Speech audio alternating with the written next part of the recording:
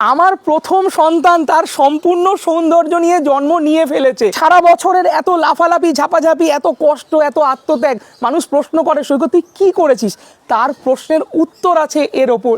এটা একটা পুনে ভ্যারাইটির, হয়তো তোমরা কোনো এক্সিবিশনেও একে দেখোনি, কারণ এত বড় এত ঝাঁকড়ায় হয় না। ঈশ্বরের আশীর্বাদে হয়ে গেছে। জানি না ভবিষ্যতে আমি আর একে এত সুন্দর করতে পারবো নাকি। তোমাদের কাছে অনুরোধ, এই ভিডিওটায় হয়তো কোনো গাছের যত্ন নেই, পরিচর্যা নেই, কিছুই নেই, তাও এই ভিডিওটা একটু শেয়ার করে দিও, কারণ আমি আমার এই সন্তানের সৌন্দর্য চাই সবাই দেখুক, সবার চোখে পড়ুক। আমার এই 9-10টা মাসে প্রত্যেকটা দিনের আত্মত্যাগ সবাই একবার দেখুক। আমার খুব আক্ষেপ, জানো তো, এই গাছটাতে প্রায় 4-4.5 হাজার কুড়ি ছিল, কিন্তু চোখে দেখা যাচ্ছে 600 থেকে 700।